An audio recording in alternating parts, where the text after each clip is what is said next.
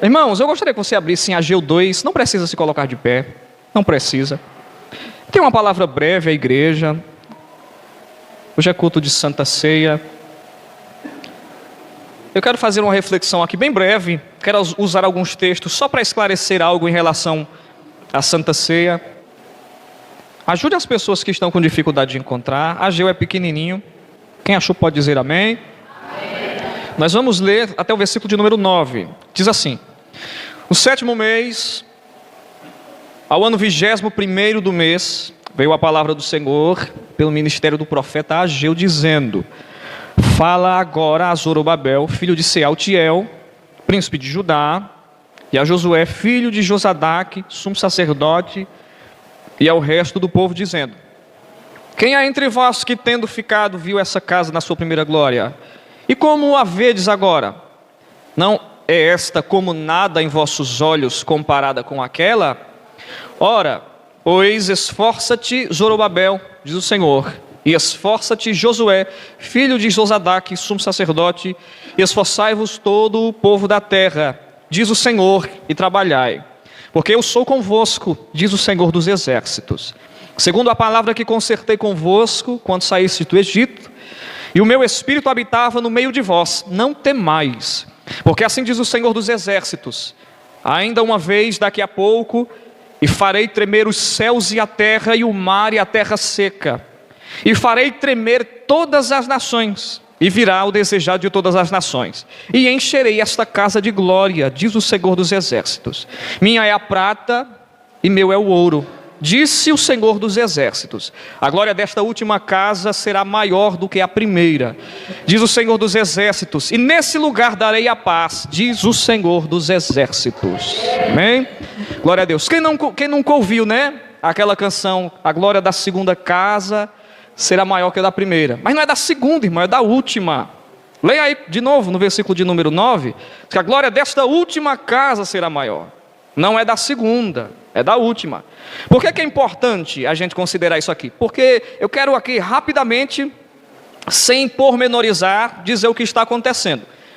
O povo de Israel, melhor, o povo de Judá, estava voltando do cativeiro, após 70 anos em Babilônia, e eles estavam reconstruindo Jerusalém. Quem está me entendendo, diga amém. Esse é o contexto. Eles estão voltando após um exílio de 70 anos, estão reconstruindo a cidade, eles reconstroem os muros, e agora eles estão reconstruindo o templo. E quando você percebe no capítulo de número 1, eles andavam meio irresponsáveis em relação ao templo. Até que Deus vai repreendê-los, dizendo: até quanto tempo a casa de vocês vão estar estucadas, e a minha casa vai estar deserta? Meio que dizendo para o povo: vocês estão cuidando demais da própria vida de vocês, e isso é secundário. Primeiro vocês vão edificar a minha casa, e depois eu vou providenciar para vocês as coisas secundárias. Então Deus instiga o povo a reconstruir o templo, e na reconstrução acontece uma coisa: é que o povo não tinha tanto recurso quanto Davi tinha, quando vai construir o primeiro templo, porque esse templo aqui foi destruído na ocasião do exílio. Babilônia invadiu Judá, destruiu os muros de Jerusalém, saqueou as cidades, matou muita gente, levou a maioria do povo de Deus escravo e destruiu o templo. Então eles estão reconstruindo o templo, Deus cobra do povo que reconstruísse, mas nesse período aqui eles não tinham tantos recursos como tinham na época que Davi fortaleceu o povo, aqui o povo doasse. Naquela época eles doaram muito ouro, doaram muita prata, doaram madeira nobre, doaram bronze, de maneira que aquela casa, em relação a essa segunda que haveria de ser levantada, era muito mais rica, humanamente falando. Ela tinha muito mais ouro, muito mais metais preciosos, muito mais madeiras nobres em relação à segunda. Então o que é que acontece? O povo vai reconstruir o templo, só que eles começam a ficar pesarosos, porque eles começam a comparar aquele templo com o primeiro, quando Salomão dedicou ao Senhor. E a dedicação daquele templo, do primeiro, entrou para a história de Israel, porque quando Salomão constrói o templo e apresenta ao Senhor, Deus recebe os holocaustos e desce lá para responder às orações e às ofertas. E a Bíblia diz que a Shekinah, a presença de Deus, como uma nuvem de fumaça, encheu o templo, De maneira que os sacerdotes, a Bíblia diz que não podiam ficar de pé. Eles se jogavam no chão em adoração a Deus. Então, quando eles construíram o primeiro templo, o templo era muito mais rico do que esse segundo. Tinha muito mais ouro do que esse segundo. Tinha muito mais bronze, mais pedra preciosa e mais madeira nobre do que esse segundo. Outra coisa também é que na confirmação da dedicação do templo, o próprio Deus desceu como uma nuvem de fumaça lá. Algo que entrou para a história de Israel. Mas o que acontece aqui é bem inferior. Deus disse ao povo reconstruir a casa. E eles nem têm recursos. E para eles estaria na cara que Deus não ia responder como respondeu na dedicação do primeiro templo. Quem está me entendendo, diga amém. Eles pensaram, quando eles reconstruíram o templo, com o material escasso que tinham, é como se eles estivessem pensando, esse templo aqui em relação ao primeiro não é nada. Eles começaram a comentar entre eles, é claro que Deus não vai descer como uma nuvem, como fez da primeira vez aqui, é claro, porque isso é bem inferior. E eles reconstroem o templo, mas se mostram pesarosos, porque o segundo em relação ao primeiro era praticamente nada. Só que aí Deus ouve a oração do povo, Deus vê a tristeza do seu povo, e resolve lhes falar. E é exatamente esse texto que nós temos em Ageu 2, Deus fortalecendo o povo na dedicação do segundo templo. Veja comigo, por favor. Olha o que é que Deus fala com eles. Versículo de número 3. Quem há entre vós que tendo ficado, viu esta casa na sua primeira glória? Ele está dizendo, quem de vocês aqui estava no dia que eu desci lá para receber a oferta de Salomão, na dedicação do primeiro templo? E como a vedes agora? Ou seja, como é que vocês estão vendo essa casa hoje? Como é que vocês estão vendo? Aí ele diz, não é essa casa como nada em relação àquela? Deus não desce para enganá-los, dizendo, não, meus filhos, é assim mesmo, não, é assim mesmo, não, é inferior, mas não ligue não. O próprio Deus confirma. Ele diz, é verdade, essa casa, em relação à outra, ela é pequena, ela é como nada. Só que ele anima o povo. No versículo número 4, ele diz, esforça-te Zorobabel, esforça-te Josué, esforçai-vos todo o povo, e trabalhai, ou seja, não desanimem, continuem trabalhando. Porque eu sou convosco, diz o Senhor dos Exércitos. O que Deus estava dizendo para eles é o seguinte, olhe, o mesmo Deus que desceu lá, é o mesmo que está falando com vocês aqui hoje. E ele chega a dizer, o povo estava triste, porque não tinha os mesmos recursos, para dizer, a gente não tem tanto ouro para oferecer a Deus, como na dedicação do primeiro templo. É outra coisa que Deus fala com ele, de uma maneira magistral no versículo 8. Minha é a prata e meu é o ouro, disse o Senhor dos Exércitos. Ele está dizendo, eu não estou aqui por causa da quantidade de ouro ou de prata, porque todas as riquezas do mundo pertencem a mim. Então ele começa a animar o povo. Agora ele faz uma promessa ao povo, que nem os judeus, nem a maioria dos cristãos entende. Perceba o que ele diz aqui, no versículo de número 9. A glória desta última casa será maior que a primeira. Ok? Só que esse segundo templo já foi destruído. O que é que ele quer dizer em relação aqui? A glória da segunda casa, ou melhor, da última casa seria maior. É porque ele não estava falando do templo. A glória da segunda casa, da última casa, vai além do segundo templo.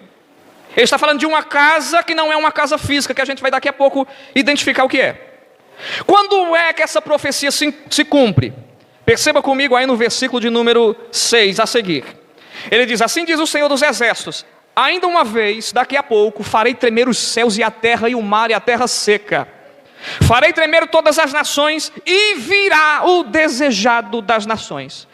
Perceba quando ele fala que seria a ocasião em que a glória da última casa seria maior. Quando? Ele diz, quando vier o desejado das nações.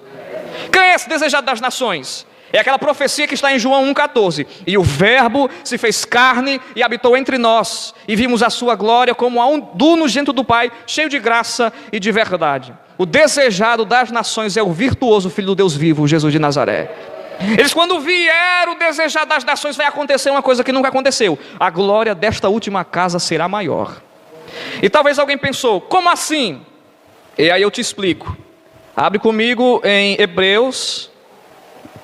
Que casa ele está falando que é maior? Hebreus capítulo 3, por gentileza.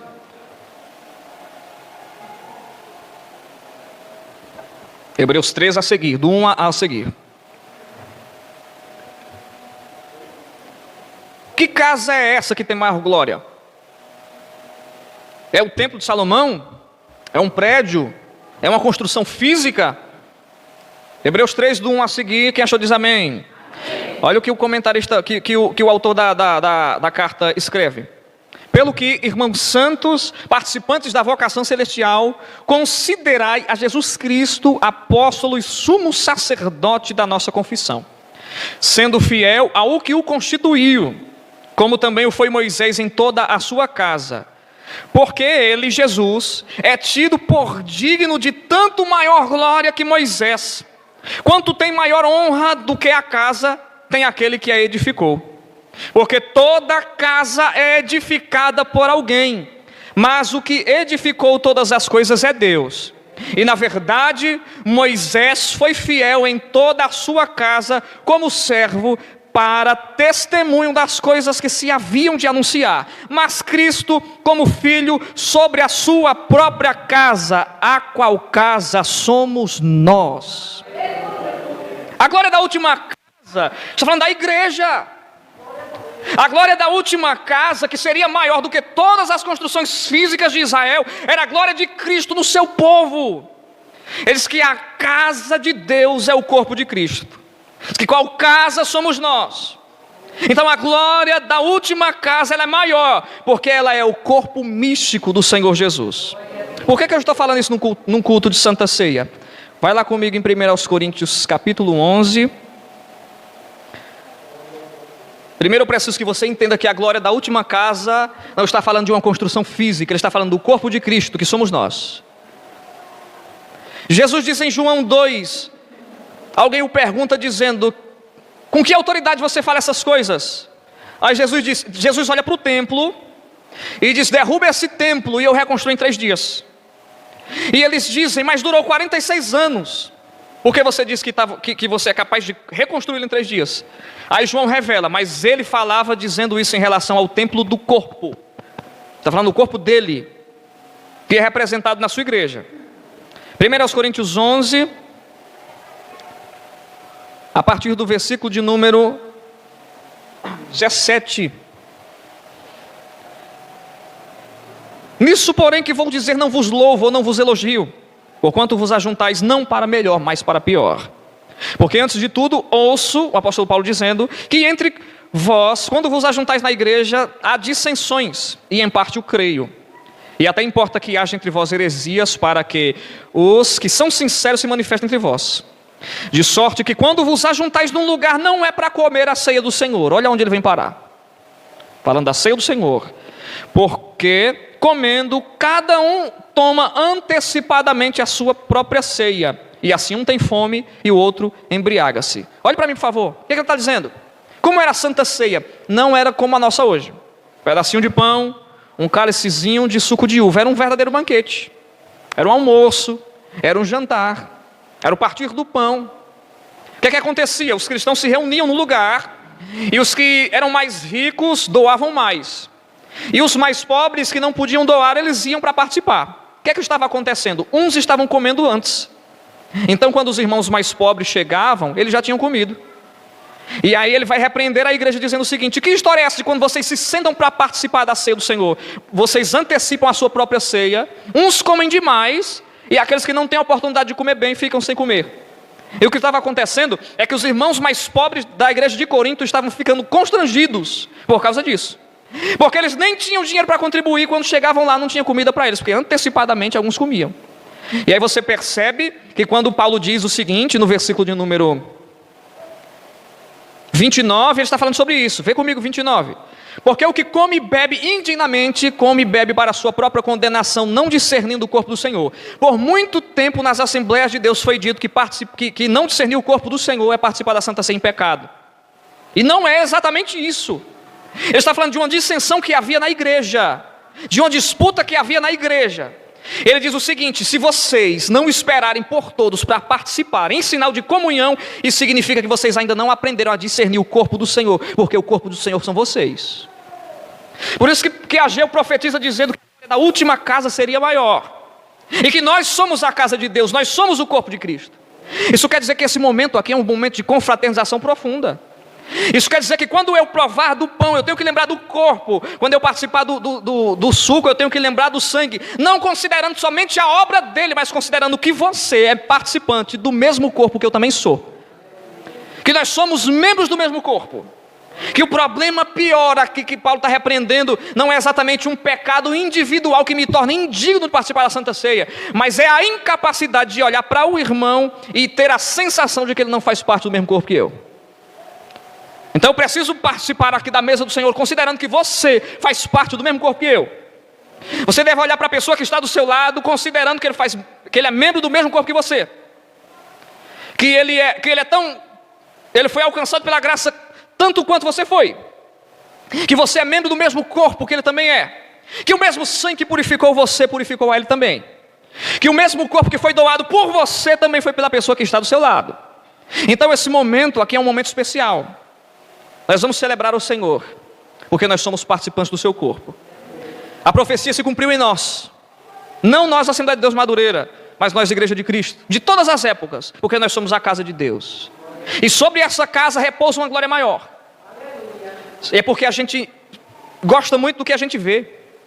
No Templo de Salomão se via a presença de Deus numa nuvem de fumaça. A gente não vê nuvem de fumaça e acha que o que aconteceu antes foi mais espantoso do que aconteceu hoje. Mas eu preciso olhar para a palavra de Deus e entender o que Deus está dizendo a nosso respeito. Que hoje a casa de Deus tem maior glória do que o Templo de Salomão. Hoje a beleza do corpo de Cristo se manifesta numa glória mais virtuosa, mais intensa, mais esclarecida do que tudo que aconteceu no Antigo Testamento. Eu preciso olhar para você e entender que você é povo de Deus. Eu preciso olhar para você e entender que você é meu irmão. Eu preciso olhar para você e entender que você também é a igreja. É muita pretensão alguém dizer, não preciso congregar porque a igreja sou eu. Você só? Você sozinho é a igreja? A igreja é a coletividade dos membros do corpo de Cristo. A igreja é a aglomeração daqueles que foram salvos por esse precioso sangue. Quando você pegar o pão, faça o que Jesus disse, fazer isso todas as vezes que comerdes, em memória de mim. Quando você pegar o cálice, que participar, lembre do seu sangue, porque ele diz, fazer isso todas as vezes que beberdes, em memória de mim. E não discernir o corpo do Senhor é nós fazermos separações entre nós. Nós precisamos honrar ao Senhor, honrando aos irmãos. Eu quero encerrar com um texto que está em João 17.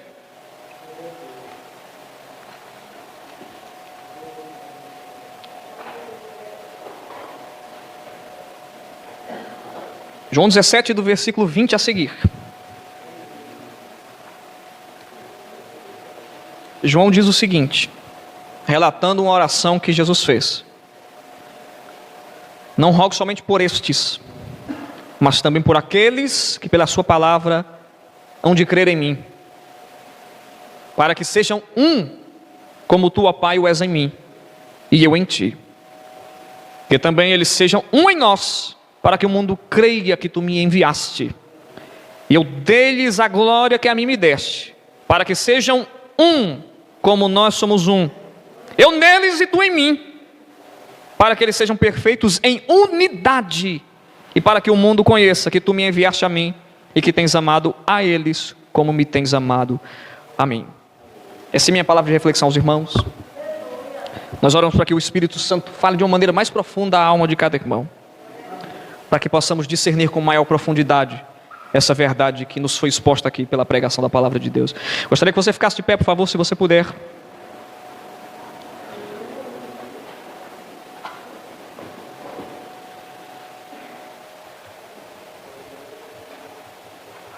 Nós vamos fazer a leitura do texto básico, a nossa receita de Santa Ceia, 1 Coríntios 11, onde a gente estava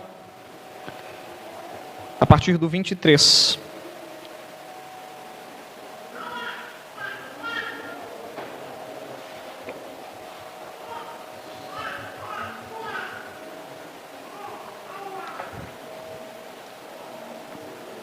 Primeiro aos Coríntios 11, a partir do 23.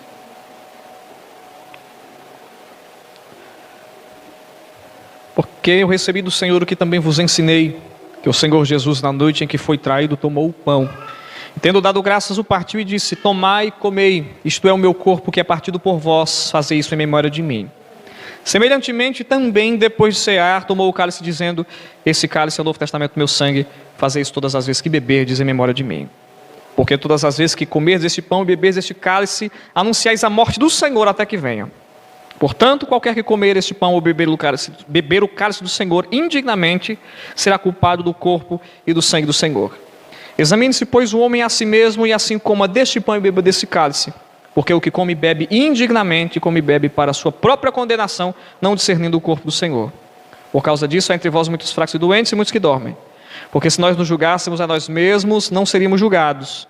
Mas quando somos julgados, somos repreendidos pelo Senhor, para não sermos condenados com o mundo.